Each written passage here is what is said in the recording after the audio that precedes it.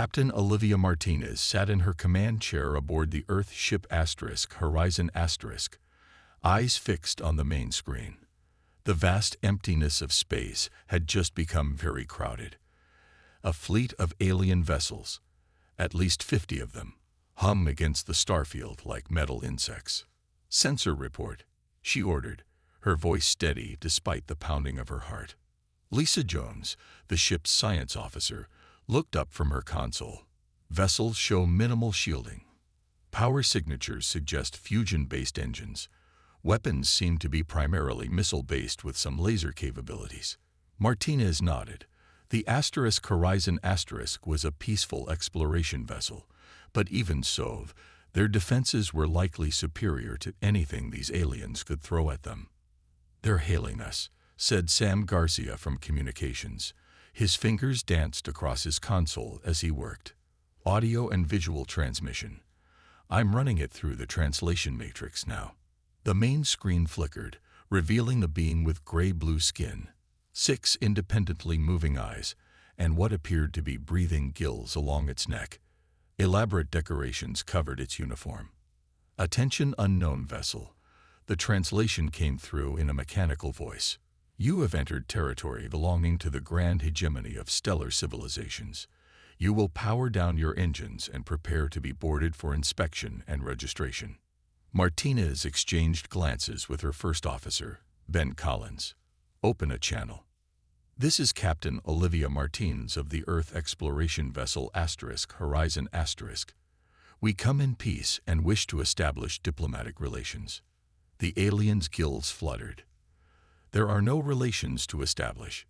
You are in hegemony space. You will submit to our authority as all species must. The hegemony has ruled these stars for 12,000 years. Resistance is." A strange sound interrupted the alien's speech. Martinez turned to see Garcia bent over his console, shoulders shaking. He was laughing. "Lieutenant, what's so funny?" she asked. Garcia straightened, trying to control himself. "I'm sorry, Captain. It's just, I've analyzed their propulsion systems. They're using basic ion drives. Their fastest ship couldn't catch us even if we were running on auxiliary power." A small smile tugged at Martinez's lips. "And their weapons? Conventional missiles and low-powered lasers. Our shields could handle their entire fleet's firepower without dropping below 90%. By now, Collins was fighting a grin too. "Should we tell them?" The alien commander was still speaking. "Will be cataloged and your species assigned appropriate status within the hegemony hierarchy, likely as a Class 3 developing world with limited." "Mute audio," Martinez ordered. She looked around at her bridge crew, all now sharing amused glances. "So we've accidentally wandered into the territory of an interstellar empire that's about 300 years behind us technologically." "That's about right," confirmed Jones. "From their communications technology, I guess they've never developed quantum entanglement. They're probably still using light-speed communication relays." Martinez rubbed her forehead. This was not covered in first contact protocols. How do you tell an ancient empire that their intimidation tactics were about as threatening as a child with a water gun? "Unmute," she finally said. "Commander of the hegemony forces, we respectfully acknowledge your greeting. We would like to arrange a face-to-face meeting to discuss cultural exchange." "There is nothing to discuss. You will. Perhaps we could demonstrate some of our technology," Martinez offered innocently, as a gesture of goodwill. The alien paused, gills pulsing slowly. "Demonstrate? How?" Martinez nodded to the helm. "Ryan, take us around their flagship. Let's show them what the Horizon * can do." Ryan Perry grinned. "With pleasure, Captain." The Horizon * smoothly accelerated, moving faster than any hegemony ship could track, circling their entire fleet in seconds. On screen, all 6 of the alien commander's eyes were wide open. First contact had begun, and it was going to be interesting. 2 weeks after first contact, the Horizon floated next to the massive hegemony flagship. Despite its size, the alien vessel's technology remained primitive by Earth standards. Ambassador Jack Miller adjusted his formal uniform and took a deep breath. As Earth's diplomatic representative, he had the difficult job of meeting the hegemony leaders without laughing in their faces. "Remember," Captain Martinez told him, "they've ruled for thousands of years. Their pride is important to them." Miller nodded. "I'll be respectful, but they need to understand we're not going to bow to their authority." Martinez smiled. "Good luck. The shuttle is ready when you are." The small Earth shuttle crossed the space between the ships in minutes. Miller watched through the window as they approached the hegemony vessel. It was huge, at least 3 times the size of the Horizon, but covered in what looked like metal plates bolted together. When the shuttle landed in the alien hangar, Miller was met by a group of hegemony officials. Their leader had blue-gray skin and moved with slow, deliberate steps. "I am Grand Minister Zach Swoon," the alien said through a translator device. "You are permitted to present yourself to the council." Miller bit back a sarcastic response. "Thank you for your hospitality. I look forward to establishing friendly relations between our peoples." The alien corridors were massive, with high ceilings and wide doorways. Everything seemed built to impress with size rather than technology. Miller noticed that most systems required manual operation. Actual buttons and levers instead of voice commands or neural interfaces. The council chamber was the most impressive room yet.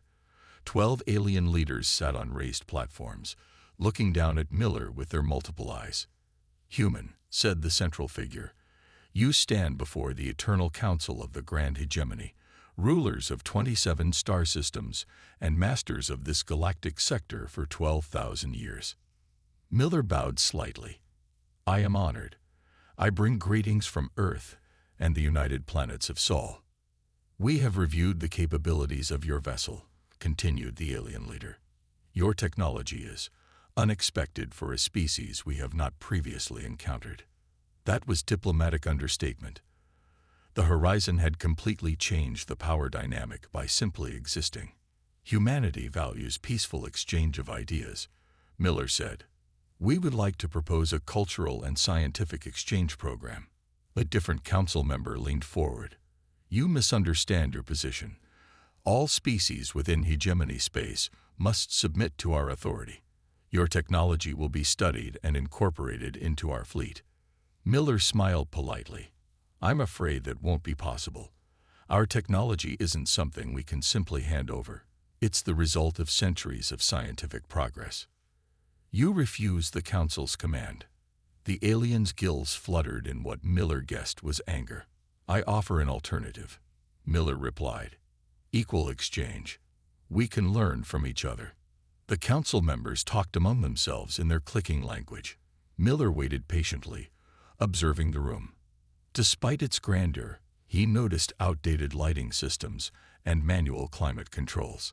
Finally, the head council member spoke again. "The hegemony does not make exchanges. We rule." Miller sighed. "Perhaps a demonstration would help you understand our position." He touched his wrist communicator. Miller to Horizon. "Please execute Maneuver Alpha." Outside the massive windows of the council chamber, the Horizon suddenly vanished from sight. Before the aliens could react, it reappeared on the opposite side of their flagship. "Quantum displacement," Miller explained casually. "Just one of many technologies we've developed." The council chamber erupted in shocked clicks and whistles. "Your ship teleported?" asked the council member. "In simple terms, yes," Miller said. "Now about that cultural exchange." The head council member's gills had paled to a light gray. "Perhaps we could discuss terms." Miller smiled. This was progress. The mighty hegemony was beginning to realize that their 12,000 years of domination had just met its match in a species barely 1,000 years into its technological development. "I thought you might see things differently," he said. "Shall we begin?" Captain Olivia Martinez walked through the corridors of the Horizon, checking that everything was perfect. Today, they would host a delegation from the hegemony. After 2 weeks of tense negotiations, the aliens had finally agreed to visit the human ship. "How are the preparations going?" she asked Ryan Perry as she entered the bridge. "All set, Captain," he replied with a smile. "Engineering has even polished the quantum drive housing, though I'm not sure the aliens will appreciate how advanced it is." Martinez nodded. They need to understand what they're dealing with, not to frighten them, but to establish respect. Lisa Jones looked up from her science station. The alien shuttle is approaching. Their technology is interesting. Their life support systems are incredibly durable, designed to function for decades without maintenance. "At least they're good at something," Sam Garcia muttered from communications. "That's enough, Lieutenant," Martinez said firmly. "We're diplomats now. Find the things they do well and learn from them." The ship's intercom chimed. "Captain, the Hegemony delegation has docked," reported Security Chief Will Baker. "On my way," Martinez replied. At the airlock, Martinez greeted 5 Hegemony officials. The leader, Science Director Krelvax, blinked all 6 eyes in sequence as he studied the human captain. "Welcome aboard the Horizon," Martinez said warmly. "We're honored by your visit." The alien nodded stiffly. "We are curious about your vessel's capabilities." "Of course. Please follow me." As they walked through the ship, Martinez noticed the aliens examining everything. They seemed especially surprised by the compact size of most systems. "This is your engine control?" asked Krelvax, looking at a small console. "Where are the rest of the controls?" "That's it," Martinez explained. "Most functions are automated or AI-controlled." The aliens exchanged glances. One whispered something that made another's gills flatten against its neck. When they reached the bridge, the aliens stood in silence, taking in the clean, efficient design.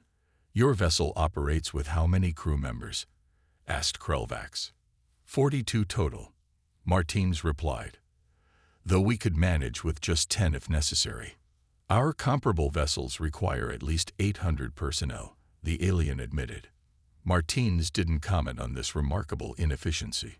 Instead, she gestured to the view screen showing the stars outside. "Would you like to see how we travel between systems?"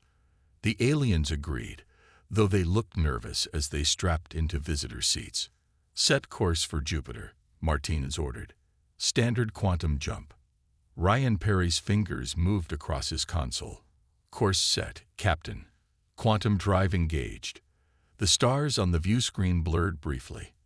When they reappeared, the massive form of Jupiter dominated the view. "We have arrived," announced Perry casually. One of the aliens made a choking sound. Another gripped its seat so hard that its claws punctured the padding. "That's impossible," whispered Krelvax. "We were at the edge of your solar system. Now we're at the 5th planet." "4th planet," Jones corrected automatically. "The journey is approximately 40 minutes by light speed," Martinez explained. "We made it in under 10 seconds. "But how?" Krelvax's voice sounded strained. "Quantum mechanics," Martinez said simply.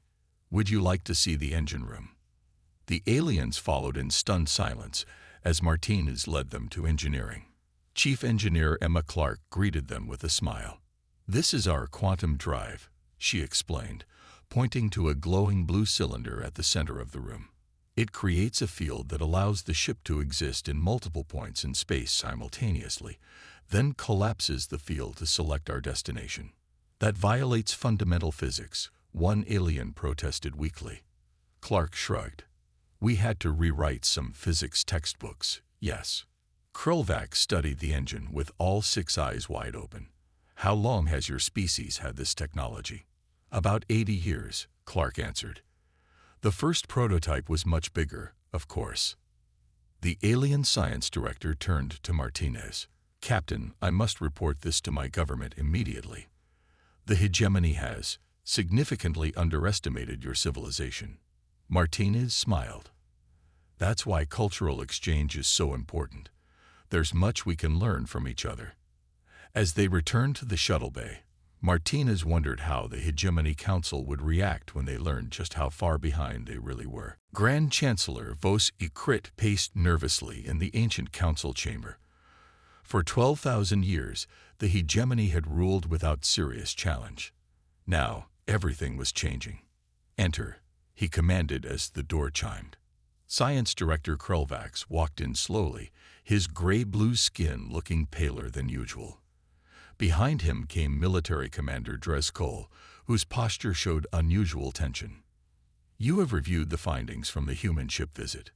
the Chancellor asked.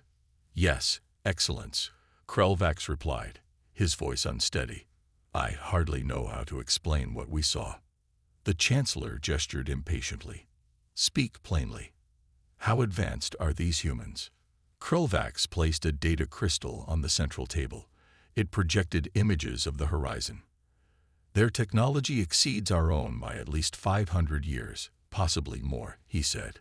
"Their quantum drive allows them to travel instantly between points in space without using jump gates." "Impossible," snapped Commander Dreskol. "No species could develop such technology without passing through the standard development stages." "I watched it happen," Krulvax insisted. "We traveled from the edge of their system to their largest gas planet in seconds, a journey that would take our fastest ships nearly 2 days." The Chancellor's gills fluttered rapidly. "What about their weapons?" "They refused to discuss military applications," Commander Dreskol said. "But their energy generation systems are beyond anything in our records. Their basic shields could likely withstand our entire fleet's firepower." "How did we miss this?" the Chancellor demanded. "A species this advanced should have been detected long ago." "They developed quickly," Krulvax explained. "From primitive rockets to quantum physics in just 3 centuries. Their home system is also outside our regular patrol routes." The Chancellor sank into his ceremonial seat. "And how do they view the hegemony?"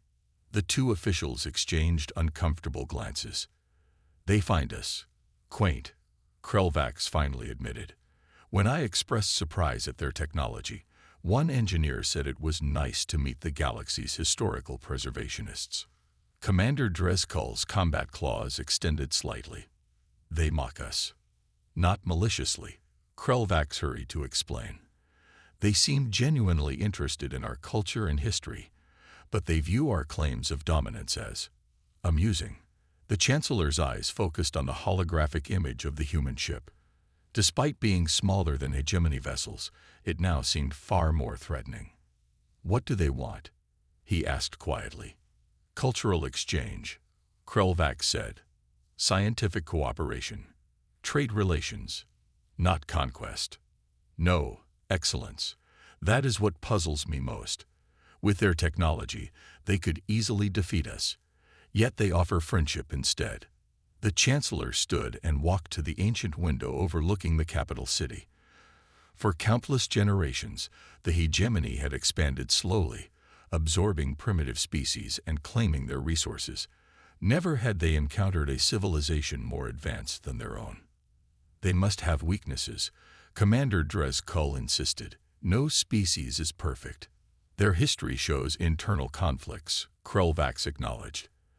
"They fought devastating wars before uniting, and they mentioned being relatively new to diplomatic relations with other species." The Chancellor turned back to face them. "So they are powerful but inexperienced. Perhaps there is opportunity here." "Excellence," Krulvax asked carefully. "If we cannot dominate through strength, we must use our experience. 12,000 years of diplomatic cunning must count for something." The Chancellor's gills darkened with determination. "Prepare a formal invitation. We will host these humans at the Grand Palace. Show them the full majesty of our civilization." "And then?" asked Commander Dreskol. "Then we learn everything we can from them," the Chancellor said. "The hegemony has survived this long by adapting. If we cannot rule these humans, perhaps we can still guide them." As his officials left to carry out his orders, Chancellor Vos Ikrit looked again at the image of the human ship. Such power in such a small package. The galaxy had just become a much more complicated place. The Grand Palace of the Hegemony stretched across 5 square miles of the capital planet's surface. Built over thousands of years, its ancient stone walls and towering spires spoke of history and permanence. Dr. Paul Wilson, Earth's leading expert on alien cultures, walked slowly through the massive hallways, taking in every detail. His guide, a hegemony historian named Mektorov, pointed out artwork that predated human civilization. "This mural shows the founding of the First Council," the alien explained. "It was created 9,000 years ago." Wilson nodded appreciatively. "The craftsmanship is extraordinary. Humans have nothing this old still in use." "You build temporary structures?" Mektorov asked, surprised. "Most of our buildings last decades or centuries, not millennia," Wilson admitted. "We tend to rebuild rather than preserve." The alien's gills fluttered in what Wilson had learned was confusion. "How do you maintain your cultural identity without permanent monuments?" It was a good question. Wilson thought carefully before answering. "We preserve ideas more than objects. Our history lives in books, records, and digital archives rather than in stone." They continued walking, passing groups of hegemony officials who stared openly at the human visitor. Wilson had grown used to the attention over the past week of diplomatic meetings. Ahead, in a large open chamber, he spotted Ambassador Miller speaking with Chancellor Vosekrit. They stood before a holographic display showing both human and hegemony territory. "The trade routes we propose would benefit both our civilizations," Miller was saying. "Your ships could use our quantum communication network for instant message transfer across your empire." The Chancellor's multiple eyes blinked in sequence. "And what would humans gain from this arrangement?" "Access to your historical and cultural archives," Miller replied. "Your 12,000 years of recorded history would be invaluable to our scholars." Wilson smiled to himself. The humans were offering technology that was relatively simple for them in exchange for something the hegemony took for granted. It was a clever diplomatic move. As he approached, Wilson noticed Captain Martinez and Chief Engineer Clark entering from another doorway with Commander Dreskull. The military leader was gesturing emphatically. "Your power generation methods defy our understanding," the alien was saying. "How can such small reactors produce so much energy?"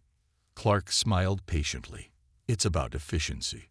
We learned to capture energy at the quantum level rather than just through traditional atomic reactions." The alien commander's gills darkened. "My scientists insist such methods are impossible." "Most breakthroughs seem impossible until they happen," Martinez said diplomatically. "We went through 5 major energy revolutions before developing our current systems." Wilson joined their group, nodding greetings. "The palace is remarkable," he told the commander. "The hegemony clearly values permanence and tradition. 12,000 years of unbroken rule requires stability," Commander Dreskull replied proudly. "Unlike humans, who seem to change direction with every generation." "Different approaches," Wilson said with a smile. "You perfect what works. We constantly experiment." "Even when experiments fail?" asked the commander. "Especially then," Clark cut in. "We learn more from failures than successes sometimes." The commander considered this. "A wasteful approach." "But fast," Martinez noted. "We went from our first airplane to landing on our moon in just 66 years. The alien's eyes widened. "Such rapid development is concerning." Chancellor Vosekrit joined their conversation. "What Commander Dreskull means is that stability provides security. The hegemony changes slowly by design." Wilson nodded understanding. "That explains much about our different paths. Your empire values order and permanence. Earth embraces change and disruption." The Chancellor's gills changed to a lighter shade. "Perhaps there is wisdom in both approaches. The treaty of understanding we are drafting could benefit our civilizations in different ways." As officials from both species gathered to continue discussions, Wilson realized something important. Despite their technological advantage, humans had much to learn from the hegemony's stability and cultural continuity. and perhaps the aliens could benefit from a little human-style innovation. The greatest exchange would not be technology, but ideas. The emergency alarm echoed through the halls of the Hegemony Palace. Captain Martinez rushed into the central command room, where Chancellor Vosikrit stood surrounded by agitated officials. "What's happening?" she asked, noting the tension in the room. The Chancellor's gills pulsed rapidly, a sign of extreme stress. "We have a situation.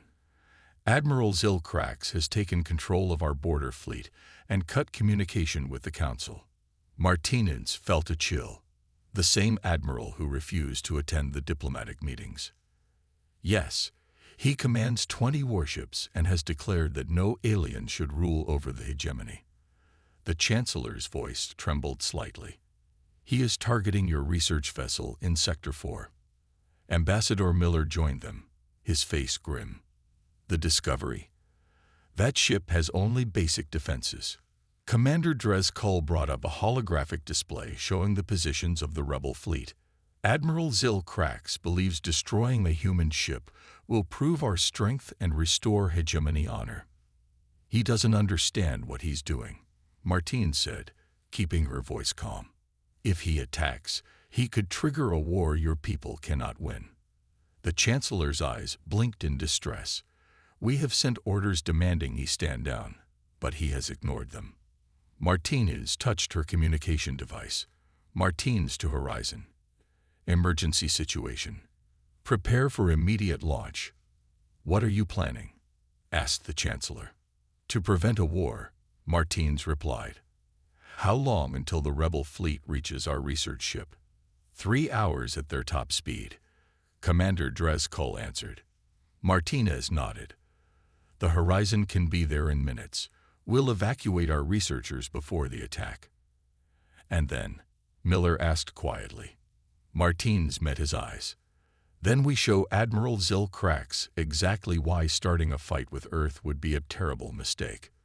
The commander's combat claws extended unconsciously. "You destroy our ships." "Not if we can avoid it," Martinez assured him. "But we will defend our people." Chancellor Vosikrit stepped forward. "Captain, this rebellion threatens everything we've worked toward.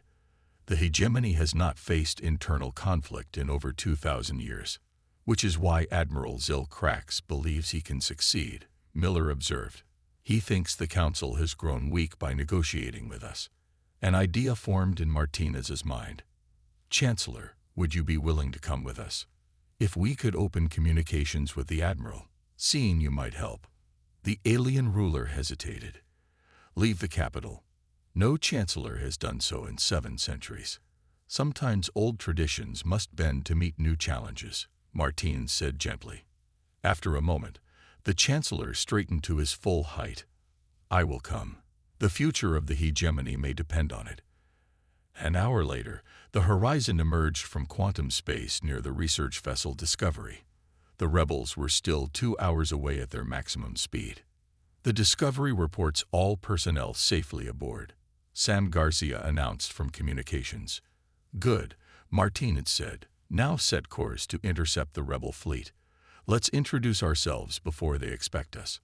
The Horizon jumped again, appearing directly in front of the advancing hegemony warships.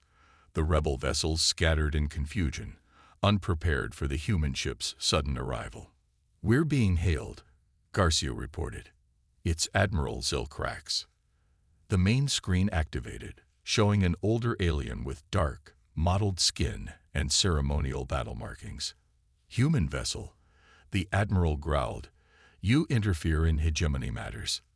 Leave now or be destroyed." Martinez stood calmly.